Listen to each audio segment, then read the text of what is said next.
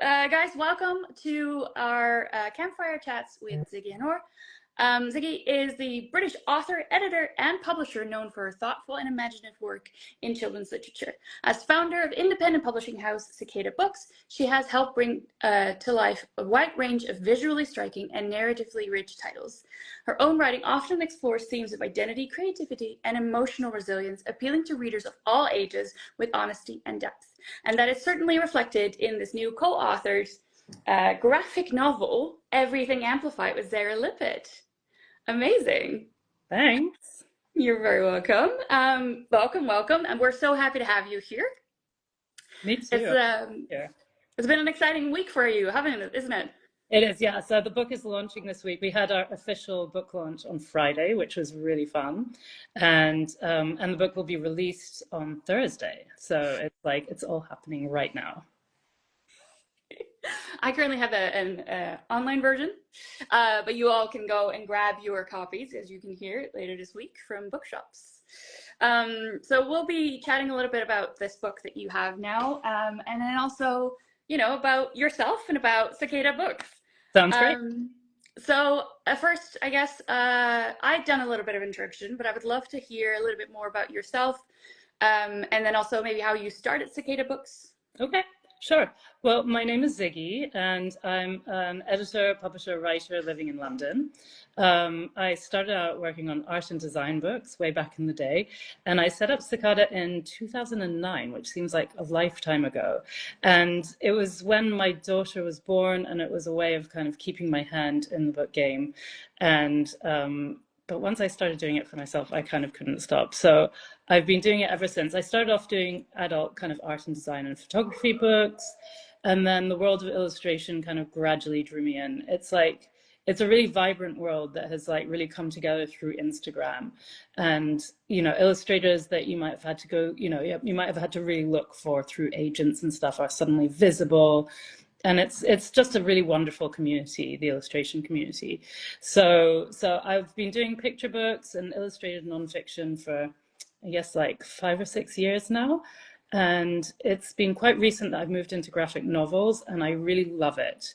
Both as a writer, because it gives me a much kind of bigger canvas on which to explore ideas, and as a collaborator with illustrators, because it's a mammoth job. An illustrator is has to die and come back to life to put together a graphic novel. So it's a really quite intense relationship. And then from a publishing perspective, it's also pretty exciting because it's a smaller market than picture books. So, if you do something really good, you can stand out. No, so, definitely. Yeah, that's where I'm at, really. Amazing. I mean, if you started as in 2009, that does feel like a really long time. It was a really long time ago. I mean, it started off really slowly. So I was doing one book a year for a while. So now Cicada publishes about 8 or 9 books a year. But I mean, again, because graphic novels are so mammoth, it's usually just this is actually my 3rd graphic novel that I've published. Amazing. But it's your first YA, is that right? First YA, yeah.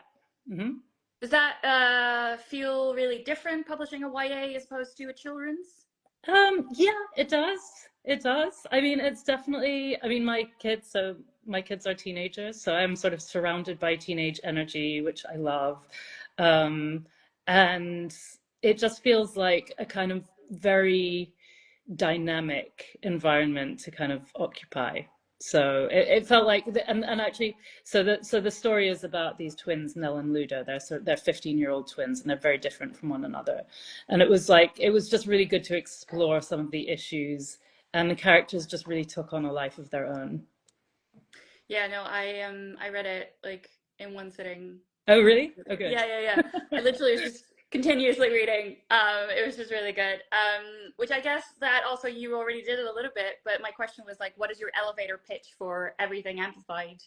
Okay, so all right. Well, I guess the sort of short summary is it's a book about 15-year-old twins, Nell and Ludo, who are polar opposites. So Nell is quite introverted and into her music, and Ludo is popular and kind of obnoxious. And they each go through on their own journeys through their involvement and non-involvement with a band. So Nell finds the confidence to make her voice heard, and Ludo learns to accept his own vulnerability. And I guess a kind of like really short elevator pitch would be that it's a graphic novel about twins, tunes, and teenage turbulence. Very accurate, yes. Amazing, thank you so much. So yeah, guys, I definitely would say pick this one up because it's really fun and just a beautiful read. I think, and so what drew you to collaborate with Sarah on this? So Sarah's like, usually I work with like quite emerging illustrators because the company is really small. So generally speaking, and I also just really like working with young talent. But Sarah is quite established. She had already published 2 graphic novels with Jonathan Cape, and I was sort of like besotted with her work. So I kind of courted her for a while. I like kept taking her for coffees, and she was like, "What does she want from me?" And I was like, "I want to do a book," but it took me a while to kind of get around to that. And we talked about, I knew she was really into her music. She's played in a lot of bands. And so at first we were talking about doing a sort of non-fiction graphic novel about female musicians throughout the 20th century. But actually that felt quite challenging, like to kind of imagine scenarios, to kind of create these scenarios about kind of real people. So then I was like, oh, well, let's try and do a story structure around that. And then as soon as we started the story, like the characters really took on a life of their own. And it just became like this really fun, like back and forth process as they kind of sort of dictated the story, really. So did you come up with the idea? Did Zara come up with the idea? Was it a collaboration? I'd say it was mutual. Yeah. Say it was mutual. It was a very collaborative book. I mean, I think the idea of twins was sort of my idea because I thought that there was, I don't know, from observing my daughters, it was like I kind of wanted to deal with some of the gender issues around teenagers. Yeah. And it felt like having a boy-girl twin sort of was a great vehicle in which to explore some of those issues. So I came up with that idea, but then she sort of brought in her own characters. So like Auntie Jan, who's this kind of like role model for now. I know, she's really cool. That was Sarah. That was all Sarah. So it was definitely like, yeah, it was definitely like 100% collaborative. Yeah. There's bits of both of you in all the different characters. 100%. Yeah. Yeah. What has been the most surprising in this collaboration? Well, I mean, I don't really know. I mean, I guess every book and every collaboration is different. So I mean, this is going to sound really corny, but actually this was like a really effortless collaboration. So that in itself was pretty surprising. Isn't that lovely?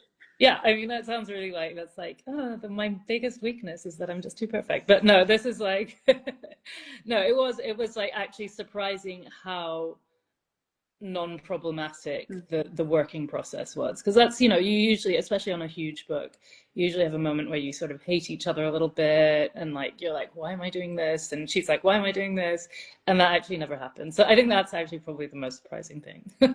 I mean, that's great, because like I imagine creating a book, especially a graphic novel where there's a lot more than just writing the book, is very stressful.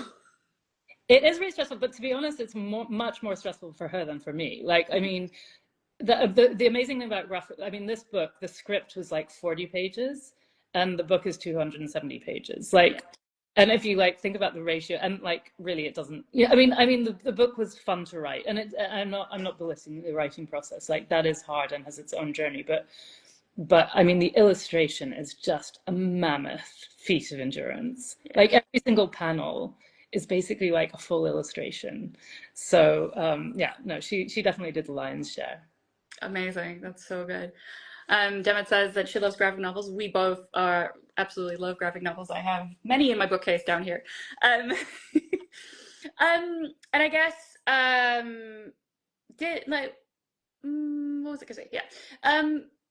So from the first draft, did the characters change a lot throughout from first to final?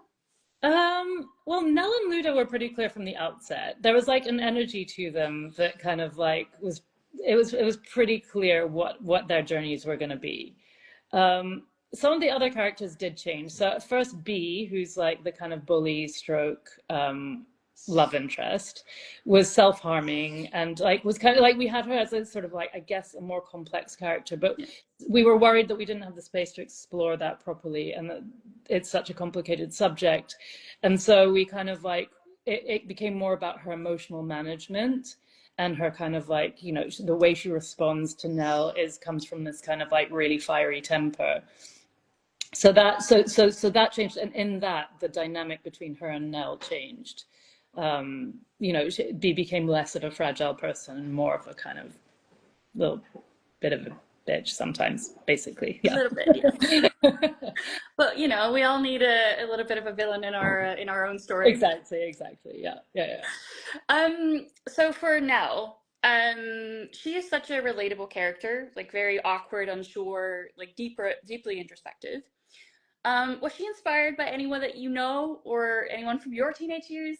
Well, so Nell is awkward and introspective, but she's also pretty bullshy. Like she's got like she's not afraid to come back with a line. And like she stands up to Bee, and she like actually stands up to her mum pretty well, and she definitely stands up to Ludo. And I guess I was never that punk, and I kind of wish I was. So yeah, there's a little bit of wish fulfillment there. You know, there's a kind of dryness to her that I kind of like, it was sort of my fantasy teenager, really, teenage me, really. Yeah, I think it's so, like, one of the good things, or yeah, one of the amazing things about this book is just like, I think everyone can recognize a little part of themselves in like Nell, but also Ludo. Yeah, And I think that's what makes it, you know, so relatable, and why I think loads of people will love it. I hope so. No, we're just going to say it. Loads of people are going to love it. Loads of people are going to love it. Everyone's going to love it. It's amazing.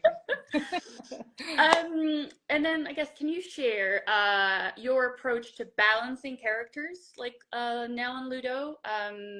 They're so distinct, and yet, you know, they're twins, and how they navigate like life pressures. I think, well, I mean, it was sort of an instinctive writing process. So I don't think it was like, there wasn't a lot of kind of conscious thought that went into it. But I think kind of just observing my kids, it felt like, although gender dynamics have moved on a little bit, the issues that I had to deal with are still absolutely present.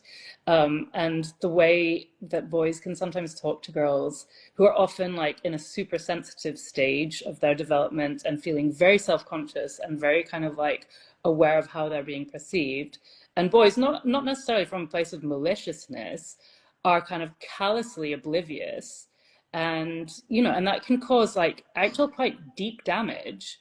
And, you know, and I'm sure, you know, I certainly experienced that. And then watching my girls experience that was like kind of heartbreaking. So I kind of wanted to deal with that without being kind of like, you know, going on some like massive rant about, you know, gender differences, because of course they're massive generalizations. But yeah, that was sort of what I wanted to explore. I'm not sure whether that answered your question. No, yeah, I think, you know, they are definitely distinct, but like, I think you did it really well, how you explore those themes, in a very like natural setting, I think. I definitely reading it, very much empathized with Nell, and like think I identified with Nell, because like, me being a little Dutch girl, I was a little bit more mouthy, than, you know, most British people might be. Yeah. And but I still had that, you know, vulnerability that she does as well. And then like watching Ludo, and I was like, yeah, you can definitely, you know, boys can be like mean that way. Yeah. But then I suppose we can all be, because, you know, she also has I know. And of course Bee is totally cruel in her own, you know, I mean, those are massive, you know, yeah, it's a fragile time. You're forming, you're deciding who you are, you know, and you're sort of very exposed to the world. And that's sort of also what makes being a teenager amazing, because you know, you are also immensely powerful, but also weirdly powerless. Yeah, it's a cool time. No, it is, and I think, you know, you did it beautifully, and like there was a lot of feelings, let me say, about like when I was reading this book, which I think, you know, is a good thing, when you feel big feelings about a book. I definitely had issues where I was like, the mom, I don't like you right now. Yeah. Yeah, I mean, the mom is just oblivious. She doesn't kind of, and she's wrapped up in her own world. She's a single mom, Yeah. you know. It's so hard. Eventually, it's hard. But it's also like, I mean, she can relate to Ludo because Ludo's not a threat, because Ludo doesn't sort of remind her of her own Yeah. vulnerability.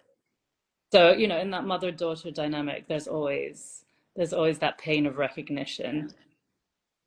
Yeah, definitely. But yeah, no, I think you did that beautifully, and Thanks. very authentic, which is really good.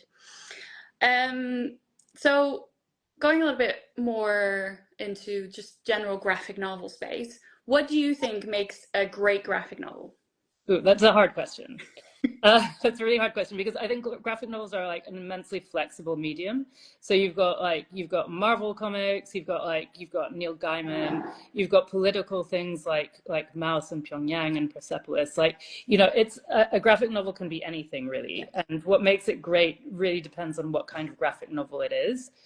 I mean, I love character generally, and I love snappy dialogue. So, and I also like, being a kind of, illustration nerd, I'm always looking for something that stands out, that has a kind of warmth to the line, that just kind of feels a little bit anarchic. I think graphic novels can be anarchic, and that's sort of what I look for. Do you have a graphic novel from your past that you draw inspiration from sometimes? I mean, definitely. It's they're the classics. I mean, Fun Home. I love Fun Home. Mm. Mouse, obviously, like massive impact. Persepolis. It's the classics, but they Yeah. are classics for a reason. Classics definitely are there for a reason. I have like many of these classics in my house where I'm just Yeah, like, classics are there for yeah, a reason. yeah. Also, Tamaki. Like, I love this one. Summer is amazing. Mm. So like some of those more recent ones are like, and I really like Thieves. I think Thieves is great. Okay. I'll Yeah. have to look that one up. Yeah. That'd be good. You definitely giving me a lot of like reading. Like my TBR isn't big enough already, but Um, so if you could go back and Mhm. give your 15-year-old self one piece of advice, what would it be? Okay. I think just trust your gut and stop overthinking because, like, I don't know, overthinking is the thing that kind of like stops you from having fun and from like experiencing things to their full extent. Um, yeah, I sometimes tell my daughter that she needs to be like more today, smooth operator, like move through space with minimum waste, maximum Mm. joy. Like everybody should do that, but especially teenagers, because like there's so much joy to be had when you're young. Like make the most of it. Is that I think, getting older, you're just like, I wish I would have had more fun. Exactly. Have more fun. That's You know, basically like my one line. Have more fun. Yeah. like YOLO. YOLO. Yeah. Exactly. Yeah. Amazing. Guys, we might have some time for like one or two more questions. If you have any for me, please. I know that Demet asked any modern graphic novels that you really like. I think you mentioned one. Do you have another one? I just drawn back. This One Summer is like my favorite recent-ish one that I've read. That's the one that I'm kind of like carrying with me. Yeah. Yeah, amazing. All right. Then I guess, I mean, I have a lot more questions that I could ask you, but we're already at 20 minutes, that I know. Question, were you ever in a band yourself? No, I'm actually really not a very musical person. Like I love music and it's very much part of my life, but like I am very terrible at all things musical. Yeah. Sorry. That's all right. That's all right. We can't all be musical. I happen to have piano right here, so I've always loved music. Okay, you But can do the song when this ends. You can do yeah. I'll You can play do a a song. number. Yeah. Because I know that you said like one of the things that we've also done with you guys is obviously did a written interview as well. Which guys, if you go to our blog tonight/tomorrow, you'll be able to read a lot more about everything amplified from also not just Ziggy, but also from Sarah, which is really interesting. I have to say there were so many interesting tidbits there and there as well, where Sarah was talking about, the color scheme of blue and orange. Yeah. And the feelings that were behind that. And I think that was really interesting. So definitely go and have a read, you guys. But you mentioned that there is a playlist of music on the back of the book, There isn't it? is. Yeah. Yep. So when you guys pick up the book, I'm saying when because everyone's needing to pick up this book, go flip around and scan the back. And then that's gonna just be a whole playlist, and it's gonna be surprised what's on there. Can you give us one song that's on there? No, you'll have to find out. Oh, okay, we're Buy the gonna have to book. find out. Amazing. And then I guess our last question is, what is next? Are there any more graphic novels coming from Cicada Books? There are. There's an adult graphic novel coming up with Benjamin Phillips, who I worked with before on a middle grade graphic novel called Alsazachen. And that's sort of about how women learn to silence themselves. So that's sort of a more adult one. And then I've got one for younger kids, which is about a bug hotel. It's called The Grand Bug Hotel, and that's with a really great illustrator called Ollie Sylvester. That is cute. I might Yeah. have to go and grab that for like my best friend's kids. Yeah. Who love Yeah. books. No, it's gonna be really cute. That's like winter 26. Winter 26. Okay. Yeah. Yeah. Okay, we've got some good ones coming. I'm definitely gonna also look into the adult one because that sounds fascinating. So yeah, no. Anyways, thank you so much, Ziggy, Thanks for so much coming for on to having our me. live and also answering our questions on the blog post, which, like I said, guys, go and read it. It's super interesting, and also go and pick up Everything Amplified. Any last thoughts, Ziggy? Not really. I hope you guys like it. I mean, and anyone who posts about it, like, please, like, just spread the word. That's like, Cicada's a really tiny publisher, and the more support we get, the better. So thank you so much for having me on. I really appreciate it. No, I absolutely loved having you on.